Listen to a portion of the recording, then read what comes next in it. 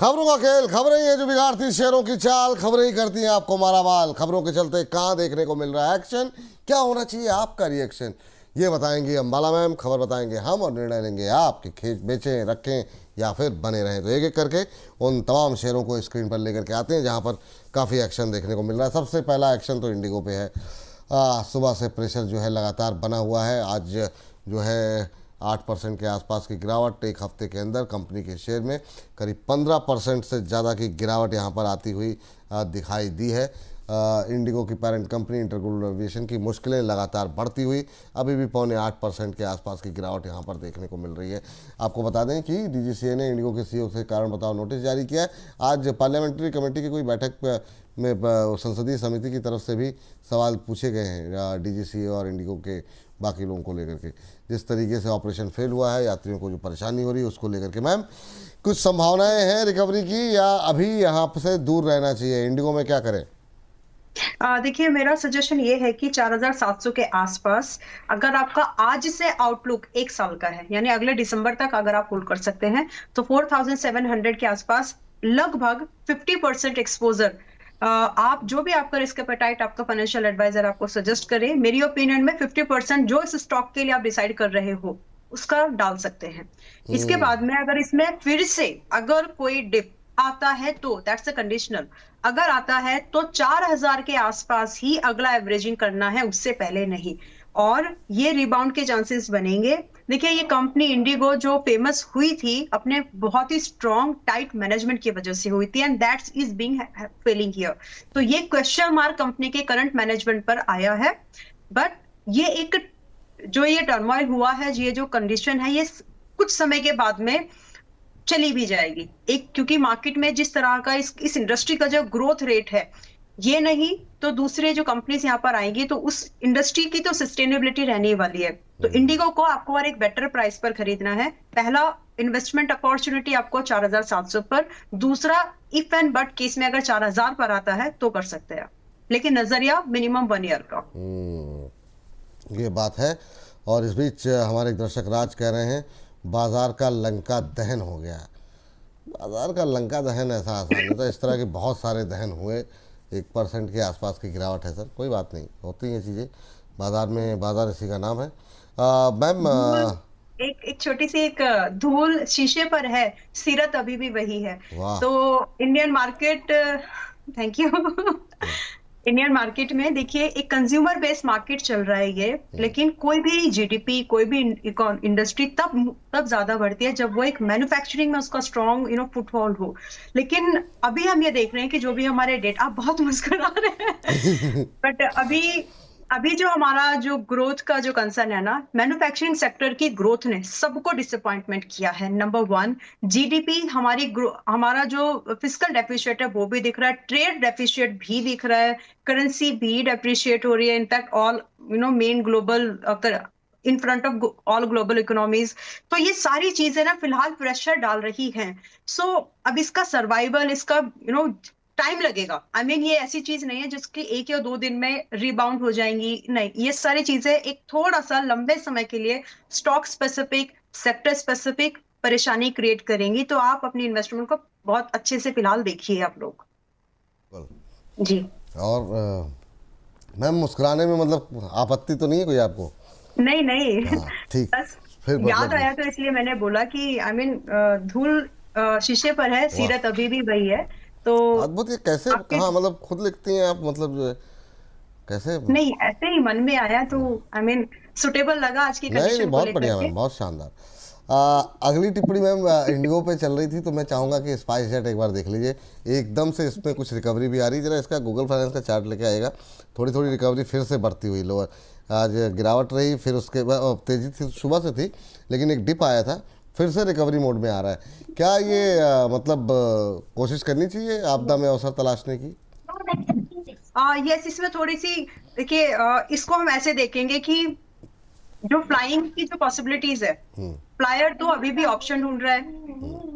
तो कॉम्पिटिटर पीर के पास अगर कुछ प्रॉब्लम हो रही है, इंडस्ट्री में कोई प्रॉब्लम नहीं आई है, क्योंकि सिर्फ ये एक पर्टिकुलर स्पेसिफिक पीर को, एक कॉम्पिटिटर को एक डेंट पड़ रहा है, जिसका बेनिफिट उस जिसका बेनिफिट उसके दूसरे कॉम्पिटिटर्स को मिल सकता है, तो वही आशा में यहाँ पर अभी हम ये रिबाउंड देख रहे हैं। लेकिन अगर आप इस स्टॉक में आने का प्लान कर रहे हो, देन प्लीज मेक श्योर 34 के आसपास ही अभी है। Do not hold it beyond. अगर आप आज प्लान कर रहे हो तो 30 एंड एक्सपेक्टेड टारगेट जो आप यहाँ पर देख सकते हैं 37 से 42 तक देख सकते हैं। बट ये just news based event based ये बेट है, जहां पर टेक्निकल चार्ट पर थोड़ा सा सपोर्ट दिख रहा है, दैट्स ऑल। इसको आप लंबा होल्ड नहीं कर सकते। लंबा होल्ड नहीं कर सकते, ठीक है मैम। इस बीच सौरभ गोयल जी कह रहे हैं अंबाला मैम मोदी गवर्नमेंट से खुश नहीं लग रही हैं। अरे गुरुदेव, हर समय मतलब ये सब विषय जो है, कोई खुश हो ना खुश हो उससे क्या फ़र्क पड़ता है, आप लोग कहाँ सी बात कहाँ पे। चलिए अगली कंपनी ज़रा स्क्रीन पर लेकर के आ जाइए, और वो है कोचिन शिपयार्ड। कोचिन शिपयार्ड पे ज़रा देखते हैं क्या कुछ खबरें निकल करके आई हैं। एक बड़ा ऑर्डर यहाँ पर निकल करके आया है, लेकिन कितना भी बड़ा ऑर्डर हो, अभी तो बाज़ार में सेलिंग का माहौल है तो कोई फ़र्क नहीं पड़ रहा है। डेनमार्क की कंपनी स्विट्ज़र से एडवांस इलेक्ट्रिक टोइंग वेसल्स के निर्माण का ऑर्डर मिला है, और आज 1.25% के आसपास की गिरावट देखने को मिल रही है। हालांकि बाकी कंपनियों के मुकाबले यहाँ पे थोड़ी सी गिरावट कम है। कंपनी ने कहा कि ये ship building contract significant category के अंदर आता है, जिसकी वैल्यू 250 से 500 करोड़ के बीच में है। तो मैम क्या करना चाहिए? कोचिन शिपयार्ड 1.5% से ज़्यादा की गिरावट, और आज तो बड़ी भयंकर पिटाई हो रही है मैम पूरे डिफेंस के अंदर।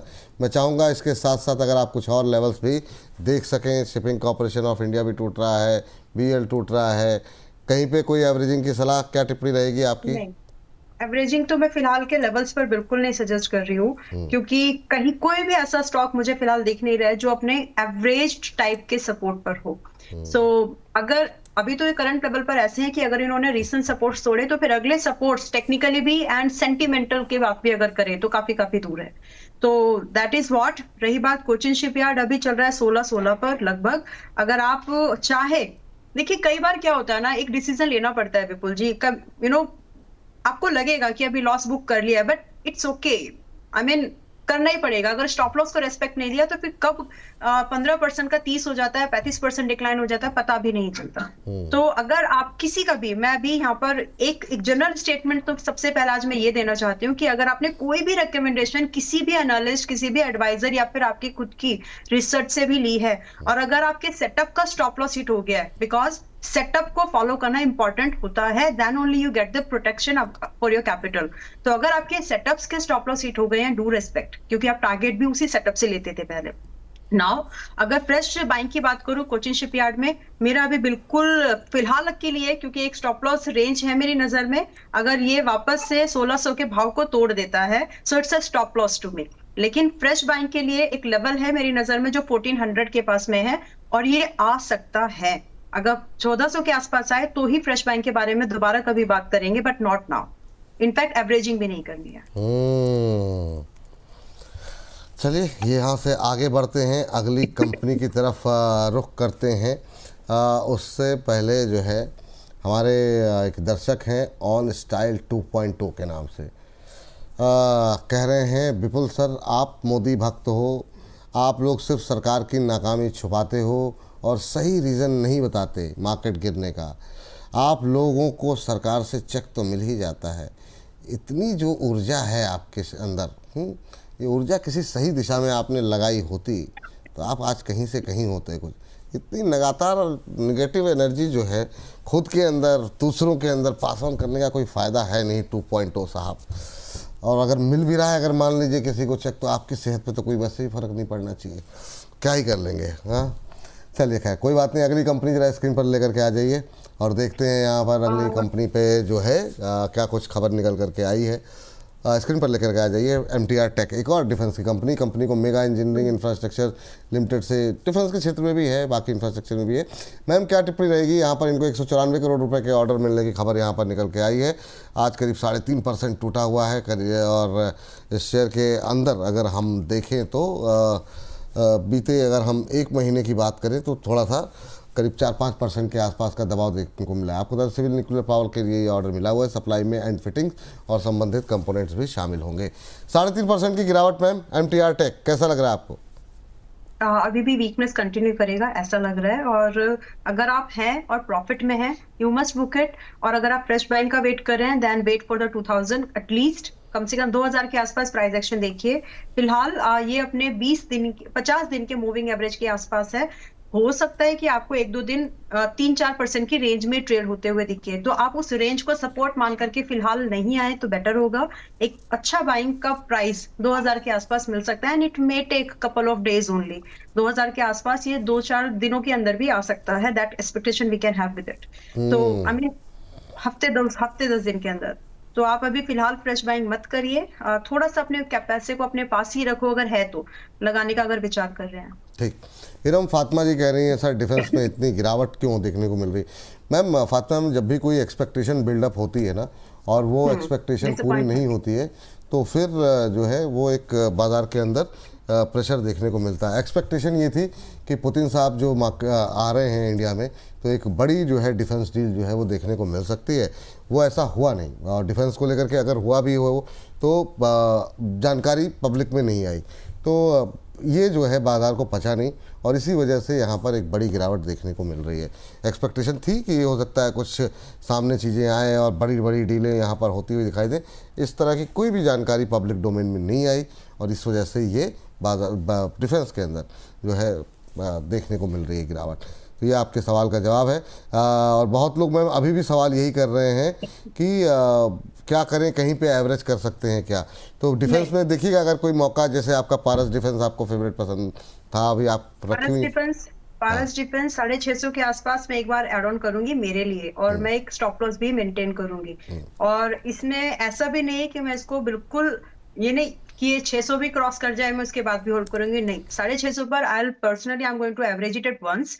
और लगभग एक मैं परसेंटेज पता नहीं है, बीइंग आरए मैं वो तो रेशियो तो नहीं बता सकती, लेकिन 650 के आसपास आई एम प्लानिंग कि एक बार थोड़ा सा एड ऑन कर लूं और एक कंबाइंड स्टॉप लॉस 600 का लगा के रखूंगी, क्योंकि 800 से 900 रुपए के लिए मेरे टारगेट है और 1 साल का व्यू है।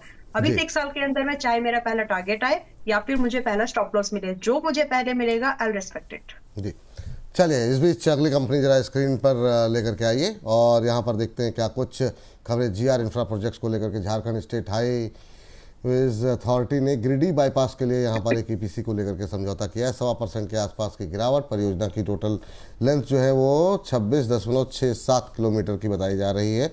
ये ऑर्डर यहाँ पर इनको मिलता हुआ दिखाई दिया है। प्रोजेक्ट की लागत करीब 290 करोड़ रुपए निर्धारित की गई है। मैम जीआर इंफ्रा 1046 के आसपास चलता हुआ, क्या टिप्पणी रहेगी, क्या कुछ कहना चाहेंगे इस पर? जीआर इंफ्रा को 970 से 950 के भाव पर खरीद सकते हैं फिलहाल अगले 3-4 दिन के अंदर में, और चांसेस है कि ये 150 पॉइंट और गिर सकता है। तो आप उस रेट में कोशिश करें, बाय कर सकते हैं, लेकिन इससे पहले नहीं। एंड स्टॉप लॉस रहेगा यहाँ पर 890 का, 890 रुपए का स्टॉप लॉस मेंटेन करके एंट्री बनाई जा सकती है। But as of now wait for the better price. चाहे तो जीटीटी वगैरह लगा सकते हैं, प्राइस अलर्ट लगा सकते हैं, ताकि आपको वो एंट्री मिल जाए। और जो टारगेट्स है उसके बाद में आप यहाँ पर अप्रोक्सीमेट 1050 से लेकर के 1200 तक टारगेट्स आप देख सकते हैं। बट प्राइस को बेटर बाय करने की कोशिश करिए। जीटीटी से प्राइस अलर्ट से याद आया विपुल जी, मैंने विप्रो दिया था, तो विप्रो में 262 का पहला टारगेट था और 250 से 252 की रेंज में बाइंग रिकमेंड की थी, मतलब अभी कुछ हफ्ते पहले। तो इसका टारगेट जो है हो गया है आज। तो जो लोग चाहें अपने प्रॉफिट को बुक कर सकते हैं। प्राइस अभी ओवरबॉट है। अब यहाँ से थोड़े से पुल बैक की मूवमेंट है। आप ये एक्सपेक्टेशन नहीं रखिए कि सीधा यहाँ से 270 जाएगा। It gonna cool off here some bit. तो आप चाहें तो इसको मैनेज कर सकते हैं। चलिए अगली कंपनी जरा स्क्रीन पर लेकर के आ जाइए। बायोकॉन पे खबर है और आपको बता दें कि बायोकॉन अपनी सब्सिडरी बायोकॉन बायोलॉजिक्स को पूरी तरीके से इंटीग्रेट करेगी।